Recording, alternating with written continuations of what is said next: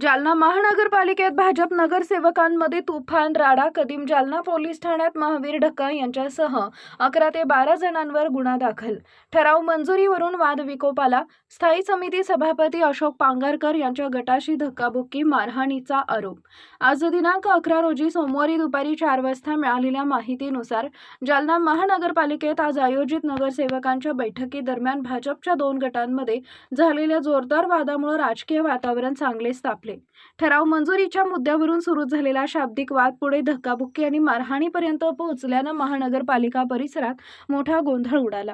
मिळालेल्या माहितीनुसार भाजपचे स्थायी समिती सभापती अशोक पांगारकर, भाजपचे नगरसेवक महावीर ढक्का यांच्या गटामध्ये बैठकीदरम्यान ठराव पास करण्याच्या कामावरून तीव्र वाद झाला.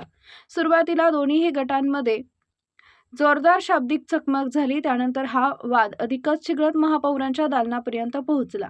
दरम्यान महापौरांच्या दालनात दोन्ही गटातील कार्यकर्ते आणि समर्थक जमा झाल्यानंतर परिस्थिती तणावपूर्ण बनली. यावेळी महावीर ढक्का यांच्या गटातील काही जणांनी स्थायी समिती सभापती अशोक पांगारकर यांचा मुलगा प्रतीक पांगारकर याला लाथाबुक्क्यांनी मारहाण केल्याचा आरोप करण्यात आलाय. तसेच ठराव मंजुरीच्या मुद्द्यावरून अशोक पांगारकर यांना धमकी देण्यात आल्याचंही तक्रार करण्यात आली आहे.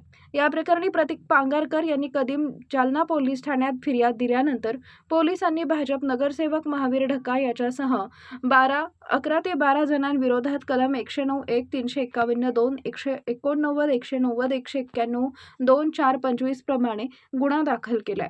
घटनेनंतर महापालिका परिसरात काही काळ तणावाचं वातावरण निर्माण झाले होते. कदीम जालना पोलिसांनी या प्रकरणाचा तपास सुरू केला असून बैठकीतील सीसीटीव्ही फुटेज आणि उपस्थितांच्या जबाबांच्या आधारे पुढील कारवाई केली जाणार असल्याची माहिती सूत्रांनी दिली आहे. महानगरपालिकेतील सत्ताधारी भाजपमध्येच उघडपणे झालेल्या या राड्यामुळे शहराच्या राजकीय वर्तुळात मोठी खळबळ उडाली आहे. एका ठरावाच्या मुद्द्यावरून पक्षातील अंतर्गत वाद इतका टोकाला गेल्यानं भाजपमधील गटबाजी पुन्हा एकदा समोर आली आहे. दरम्यान हा सगळा प्रकार घडल्यानंतर स्थायी समिती सभापती अशोक पांगारकर यांनी कदीम जालना पोलीस ठाणे गाठले. यावेळी त्यांच्याबरोबर त्यांचा मुलगा प्रतीक तसेच भाजप आणि शिवसेनेचे सर्व नगरसेवक होते.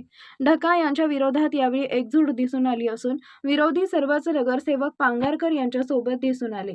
त्यामुळे ढक्का विरोधात सर्वच नगरसेवक एकत्र दिसून आले असून भाजप नगरसेवक देखील ढक्का यांच्या विरोधात एकवटल्यानं ढक्का यांच्यावर हत्येचा प्रयत्न केल्याप्रकरणी गुन्हा दाखल करण्याची मागणी भाजपसह शिवसेनेच्या नगरसेवकांनी केली आहे.